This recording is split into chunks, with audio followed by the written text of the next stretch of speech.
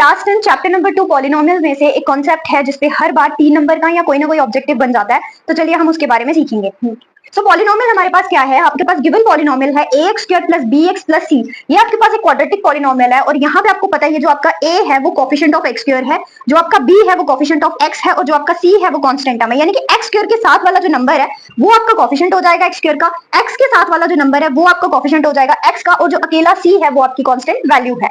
अब यहाँ पे जब आप एक पॉलिनोमियल सॉल्व करोगे, जब आप एक पॉलिनोमियल सॉल्व करते हो, सॉल्व करने के बाद आपके पास आती है x की वैल्यू। इस x की वैल्यू को या तो ये बोला जाएगा कि ये सोल्यूशन है पॉलिनोमियल का, जीरोस है पॉलिनोमियल का, या फिर रूट्स हैं। तो तीन नाम इसको दिए गए हैं। जब भी आपको बोला जाए क्वेश्चन के अंदर कि फाइंड द जीरोस और फाइंड द रूट्स और find the solution of the polynomial, then you have to find the value of x in the given polynomial. तो गिवन पॉलिनोमियल में आपको x की वैल्यू निकालनी है, जो कि स्प्लिटिंग मेथड से हम निकालते हैं। हमारे पास क्वाड्रेटिक पॉलिनोमियल है तो x की दो वैल्यूज निकलेगी। सपोज करो वो हमने एक अल्फा ले लिया और एक बीटा ले लिया, तो वो जीरोस आपके रहेंगे। तो सम ऑफ जीरोस का फॉर्मूला याद रखिएगा कि सम ऑफ जीरोस आपके पास minus of coefficient of x upon coefficient of x square है। तो हमारे पास जो गिवन पॉलिनोमियल था वहां पे हमारा जो कोफिशिएंट था x का वो क्या था, माइनस आपका ये रहेगा, x का कोफिशिएंट आपके पास b था और x स्क्वायर का कोफिशिएंट आपके पास a रहेगा, यानी कि सम ऑफ जीरो यानी कि अल्फा प्लस बीटा जो है आपके पास यहां से क्या बन गया, माइनस b अपॉन a, और प्रोडक्ट ऑफ जीरोस आपके पास constant term upon coefficient of x square रहेगा, यानी कि अल्फा इनटू बीटा की अगर बात करें तो कांस्टेंट टर्म हमारे पॉलिनोमियल में क्या थी, c, और x स्क्वायर का कोफिशिएंट आपके पास क्या था, a। तो यहां से आपके पास दो कंडीशंस निकलती हैं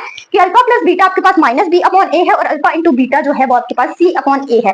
तो इस कांसेप्ट के ऊपर आपके पास बहुत सारे क्वेश्चंस जो है पॉलिनोमियल चैप्टर के अंदर निकलते हैं, तो इस कांसेप्ट को अच्छे से समझना बहुत ज्यादा जरूरी है।